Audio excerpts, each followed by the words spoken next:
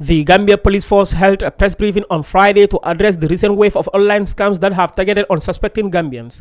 The police said it has received reports from dozens of people who have lost over $1 million Gambian dollars in a pyramid scheme run by two groups, AL Group and Wishem. Online scams are a major problem with millions of people losing money to them every year. In 2020, an estimated 62% of reported scams were attempted online or via smartphones, and these scams caused $1.9 billion in losses in the United States alone. Globally, over 4.9 million consumers reported being victims of online scams that same year. Cadet Assistant Superintendent Mohamed Waidabo, the Deputy Public Relations Officer of the Gambia Police Force, highlighted some of the findings of their investigation so far. As we speak now, we have received over 100 people who have reported that they have been scammed in an online business that is leading to a financial loss of over $1 million.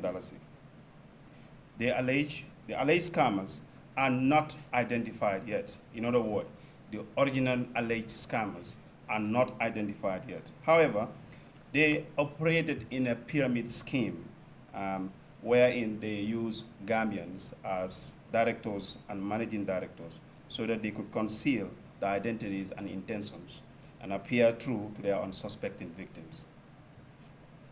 This complex financial scheme involved multiple layers and ultimately led to funds being transferred to a Binance wallet address that's linked to the alleged scammers. They claimed that they are working with global giants such as Alibaba, eBay, and Amazon. Our investigation has found these claims to be false and misleading. Our investigation has also proven that indeed these scammers are the very ones who are controlling the online platform and not any of these prominent online platforms that they claim to be working with.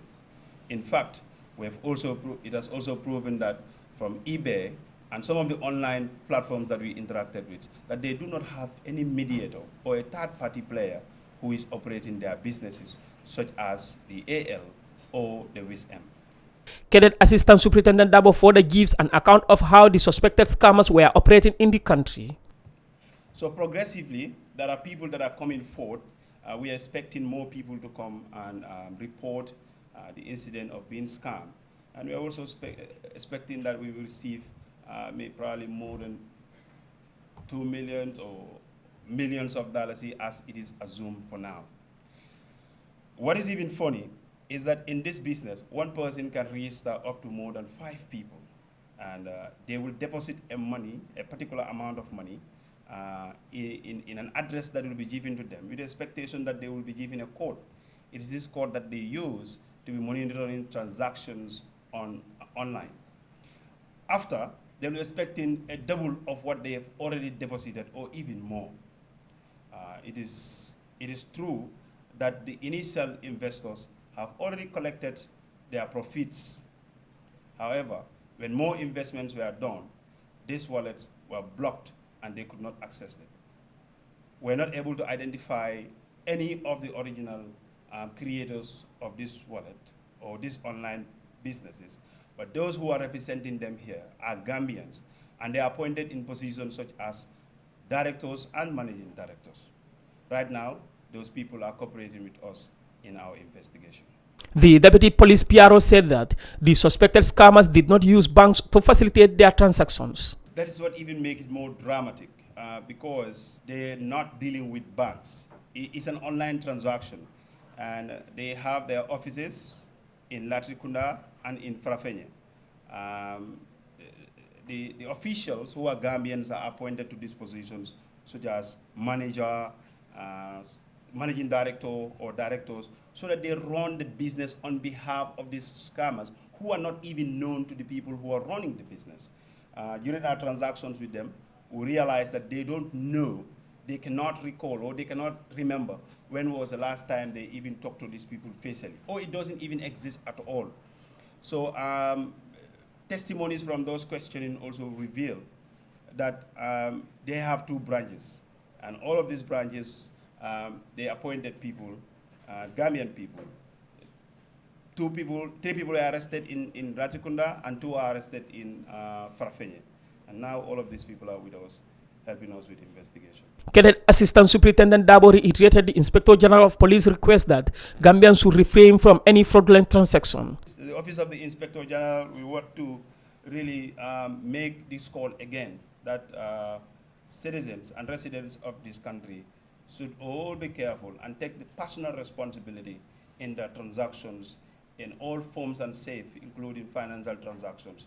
This is not the first time incidents like this are happening in the Gambia, and people cried over it, and it's repeated. And there is no guarantee that it will not even happen in the future. The only way we can prevent ourselves is to avoid involving yourself in any transaction that is not legitimate, that is not transparent, and that is not reasonable and logical. The fact that you can spend $1 and receive $10 in return after 1 month with doing little or no effort at all should be should communicate to every reasonable person that it is illegitimate. We advise the public, and we stand with you in this hard time in solidarity. We do hope that we will find a solution to this problem. Thank you. Research shows that 57% of people who are scammed globally were targeted through email, and 66% lost money as a result. 37% involved retail sites and social media, while 30% involved in phishing attacks. 2021 research data shows nearly 37,000 reports regarding government imposter schemes, leading to $200 million in losses associated with dating frauds. Reporting for Kerr, Fatou, I am Landin Cisse.